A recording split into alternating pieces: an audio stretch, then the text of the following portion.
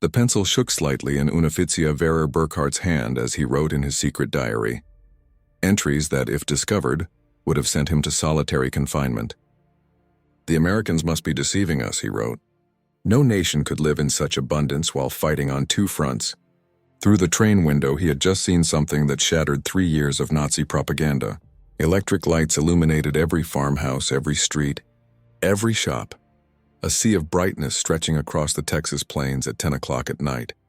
In Germany, blackout orders had plunged the nation into darkness since 1940. Even before the war, only about 20% of German farms had electricity. Yet here, in the decadent and collapsing America portrayed by Nazi propaganda, power flowed endlessly. That night, when 850 veterans from Rommel's Afrika Korps stepped down from their train, not cattle cars or freight wagons, but cushioned Pullman coaches with dining and sleeping cars, the entire town of Mexia came to watch. None realized they were witnessing the beginning of one of the most profound psychological shifts in modern history, the quiet dismantling of Nazi ideology. Through the overwhelming display of American industrial strength, the seeds of collapse had been planted weeks earlier. On May 13, 1943, in Tunisia, General Jürgen von Arnim, Rommel's successor, surrendered with roughly 250,000 to 275,000 German and Italian troops. These were the Wehrmacht's most seasoned desert fighters, men who had pushed the British back to Egypt and earned even Montgomery's respect. Now they were prisoners. Among them was Feldwebel Friedrich Radke, holder of the Iron Cross First Class, twice wounded in North Africa. His diary, found decades later in the U.S. National Archives, would give historians the clearest account of how captivity reshaped German prisoners' minds. Their journey from defeat to awakening began at the port of Oran, Algeria. As Radke and 30,000 others waited in makeshift camps for transport ships, American organization was already challenging their beliefs. The U.S. Army processed thousands of POWs daily with efficiency beyond anything the Wehrmacht had achieved at its peak. Photographing, documenting, conducting medical exams, giving inoculations, and explaining Geneva Convention rights in fluent German. But the first real shock came with the food. Obergefreiter Hans Müller, captured with the 21st Panzer Division, wrote to his mother 8 months later. At Oran, while waiting for ships, the Americans fed us better than we'd eaten in 6 months of desert warfare. White bread, real coffee, meat twice a day. We thought it was propaganda. We didn't realize it was their normal ration. Even the ships themselves symbolized industrial power. The Liberty ship SS Robert E. Peary had been built in just 4 days, 15 hours and 29 minutes at Kaiser shipyards in California, a speed the Germans would have called impossible. At their production peak, 3 Liberty ships were launched every day. After delivering supplies to Europe, they returned carrying up to 30,000 POWs each month by summer 1943. The 2-week Atlantic crossing that July became the next phase of ideological collapse. Feldwebel Kurt Zimmermann of the 90th Light Division wrote that the ship's crew threw away more food daily than his company had received in a week during Africa's final months. They tossed half-eaten steaks, whole loaves of bread, even gallons of milk, he wrote. Not to insult us, but because waste meant nothing.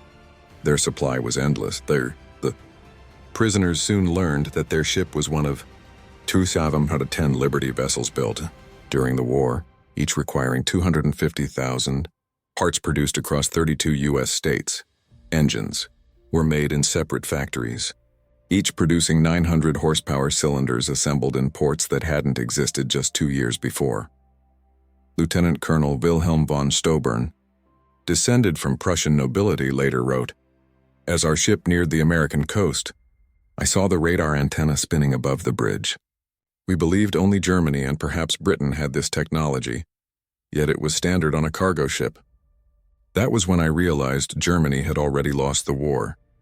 August 2, 1943, Norfolk Naval Base, Virginia. The first sight of America destroyed the last illusions about U.S. weakness. The Norfolk base stretched over 4,300 acres, with cranes and docks working around the clock, handling in 1 day more cargo than Hamburg managed in a week. Gefreiter Johann Weber, a factory worker before the war, counted 47 ships being loaded or unloaded at once. Each electric crane lifted weights that would have taken a dozen men and horses back home, and did so smoothly. without smoke or soot. As the prisoners marched to the trains, they passed vast parking lots filled with workers' cars. In Germany, private vehicles were a privilege of the elite. The people's car, the Volkswagen, had been promised since 1934 but remained a myth, with fewer than 1,000 ever reaching civilians. Here, even dock workers owned cars. But the greatest shock came when they saw the trains, not the boxcars or 40 and 8 wagons used in Europe, but full passenger coaches. Pullman cars with cushioned seats turning into sleeping berths. Dining cars with white linens and silverware. Observation cars with panoramic windows. Radke wrote, "We boarded like tourists, not prisoners." The American guards even apologized that the air conditioning wasn't working. Air conditioning. We thought only Hitler's personal train had such luxury. The 3-day journey from Norfolk to the camps in Texas and Oklahoma destroyed Nazi propaganda more thoroughly than any Allied weapon. Through the windows, prisoners saw an America that, by all Nazi accounts, should not exist. Towns glowing with light, factories running all night, homes bright with electricity. Obergefreiter Müller, whose father had been a Nazi party official in Hamburg, wrote years later, "We passed through dozens of cities that first night. Everyone had more electricity than all of Hamburg. The guard said every town in America had power since the 1920s. I called him a liar. The guards just shrugged and said, 'We'll see.'" When the train stopped in Roanoke, Virginia for water and coal, the German prisoners watched in silence as American railway workers completed in 30 minutes what would have taken 2 hours back home. Automated coal loaders, electric pumps, and mechanized lubrication systems, every detail reflected a level of efficiency and technology far beyond what they knew in Germany. Even more astonishing was the everyday comfort of the workers themselves. They wore sturdy leather boots that would have cost a German laborer 2 months' pay. They drank Coca-Cola from glass bottles, tossing the empties away without hesitation. Cigarettes were smoked and discarded half-finished. Field cable operator Heinrich Müller, once an electrical engineer at Siemens, made a rough calculation. The railway yard they stopped in consumed more electricity in 1 hour than his entire district in Berlin did in a full day. The waste was magnificent, he later wrote. Lights glowed in empty buildings. Fans spun in unused rooms. It was a nation so rich in energy it could afford to be careless. As the trains rolled through Tennessee and Kentucky, America's industrial power revealed itself in full scale. Out the windows stretched vast factories, larger than anything the prisoners had seen in Europe. The Alcoa aluminum plant in Tennessee alone stretched for 3 miles along the river, its furnaces devouring 175,000 kilowatts of power, more than the entire city of Munich. Near Louisville, the trains slowed as they passed the massive rubber town complex. In just 18 months, 4 synthetic rubber plants had risen from empty fields, employing thousands and producing 800,000 tons annually. By comparison, Germany, which had invented synthetic rubber, had never produced more than 120,000 tons in a year. Oberleutnant Erich Hoffmann, a chemist from IG Farben, immediately recognized the significance. In a post-war interview, he recalled, "I could identify the distillation towers and catalytic crackers. Each plant was more advanced than anything we built in Germany, and there were 4 in one place. They told us there were dozens more across the country." Outside Detroit, they passed Ford's Willow Run plant, a site visible from miles away. Built in only 9 months, this single factory produced a B-24 Liberator bomber every 63 minutes. At peak output, 42,000 workers assembled aircraft from over 1.5 million parts supplied by 1,500 subcontractors. The plant spanned 2.5 million square feet and consumed more electricity than the entire city of Cologne. Hans Verli, a Luftwaffe pilot shot down over Tunisia, pressed against the window, counting 17 bombers in various stages of construction. "We'd been told American planes were inferior, poorly made, that they'd fall apart in combat," he recalled. "But I could see the precision, the quality. They weren't inferior. They were simply built faster than we ever thought possible." The deeper the trains moved into America, the more the myth of Nazi superiority unraveled. Crossing the Mississippi River in St. Louis, the prisoners gazed down from the Eads Bridge at barges carrying more grain than Germany's entire 1942 harvest. Massive grain elevators lined the riverbanks, each one holding enough to feed a city for months. Unterscharführer Karl Schmidt, a farmer's son from Bavaria, wrote in his diary, "The Americans move food the way we move ammunition, in endless quantities without concern for loss. I saw a single barge loaded with enough wheat to feed my village for 5 years. The crane operator was eating a sandwich with meat thicker than our weekly ration." In Kansas City, the train paused near an immense stockyard where tens of thousands of cattle awaited slaughter. The air reeked of meat packing, and the German prisoner, who had survived on 200 grams of meat per week. The camp newspapers began reflecting this change. Der Ruf, produced at Fort Kearny, shifted from nationalistic propaganda to discussions on democracy, economics, and post-war rebuilding. Editors, carefully chosen anti-Nazis, found their readers increasingly receptive. Lieutenant Hermann Goetz of the 10th Panzer Division wrote in a censored letter, "We were told America was weak and divided, controlled by Jews, incapable of war. Every day here proves the opposite. This is the most united and capable nation on earth. We were lied to by criminals." One of the most profound ideological shocks came after Italy's surrender in September 1943. Italian POWs who cooperated with the Allies were organized into service units with better food, pay, and privileges. German prisoners watched their former allies working freely, eating in U.S. restaurants, and even socializing with American women.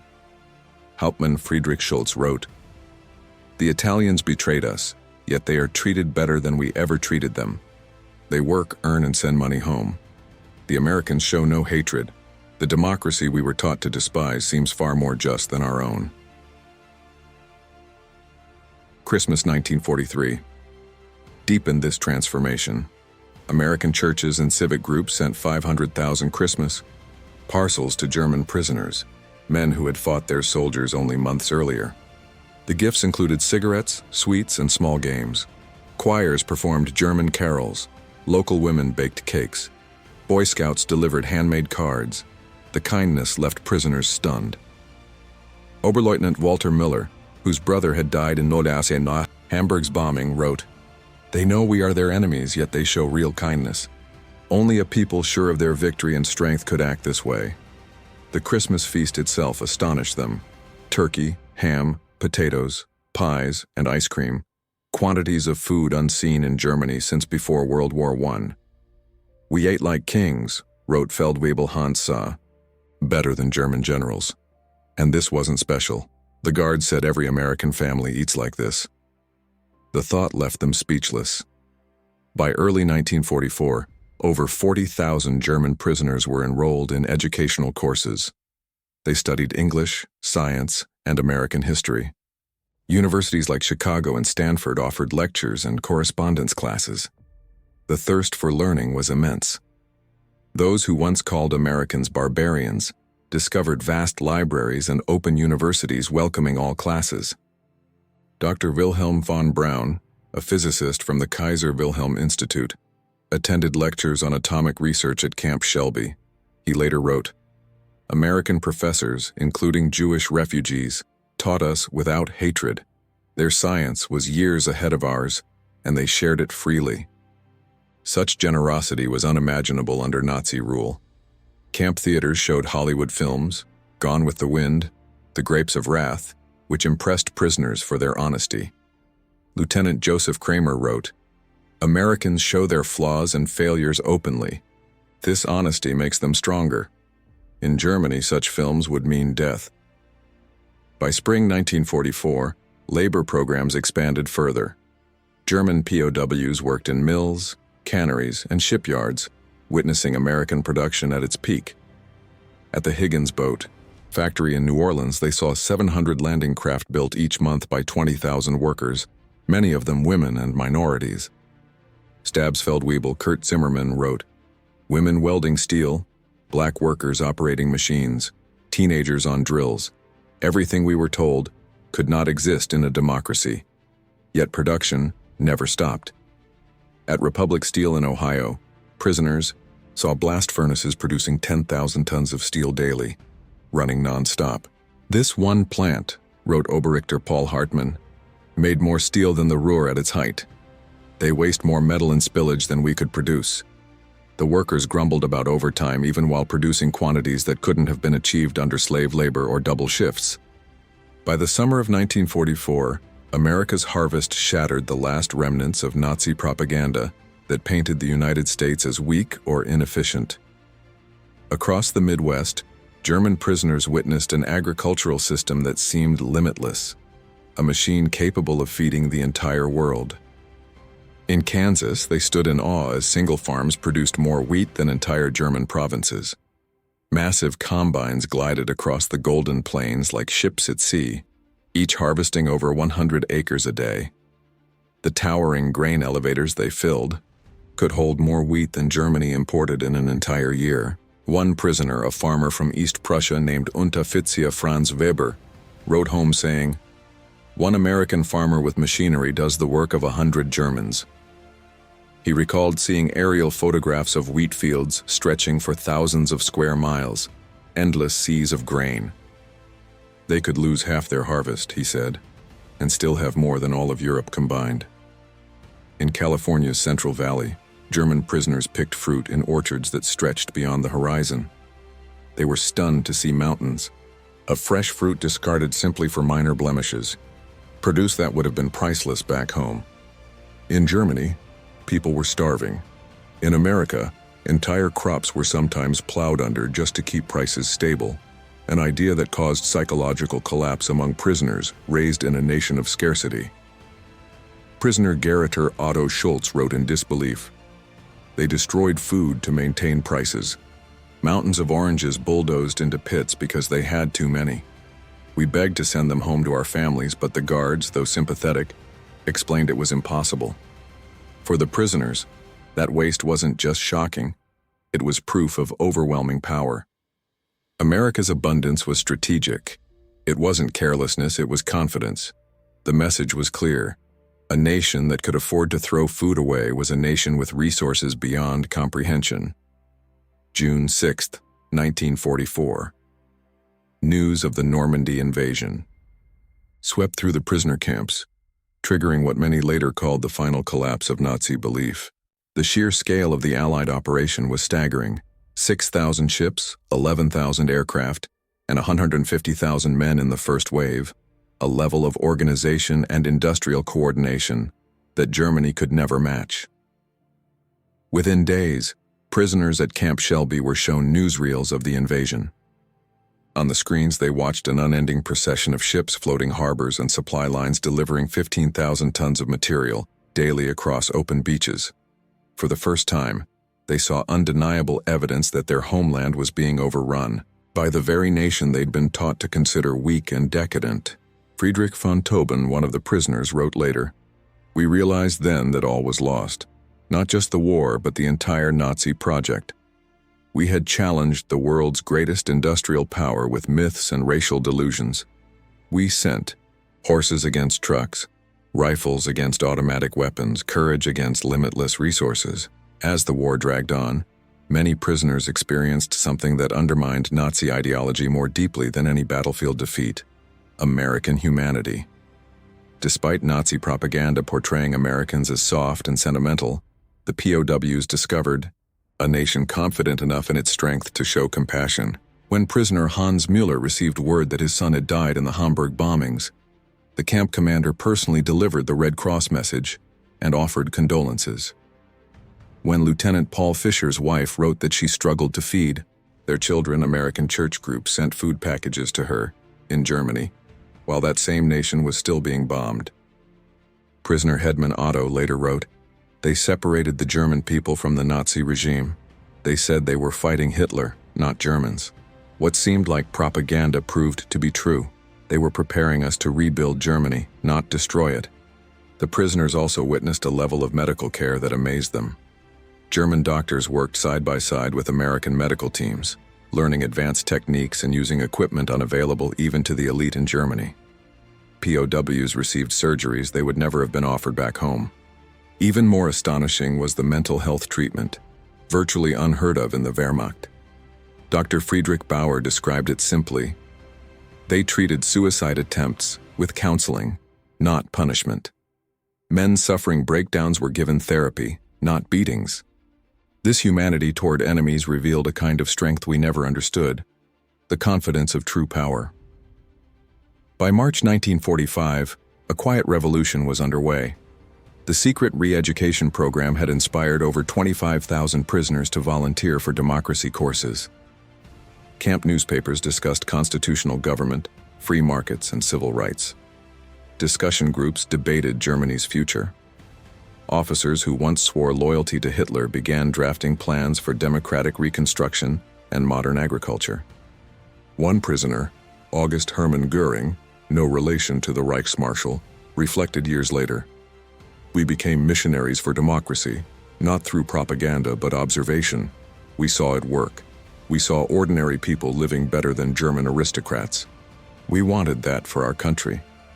The transformation was so complete that American officials began worrying the prisoners were becoming too enthusiastic about American life. Some even asked to stay after the war. Others fell in love through correspondence with American women. Thousands would eventually immigrate to the United States in the 1950s,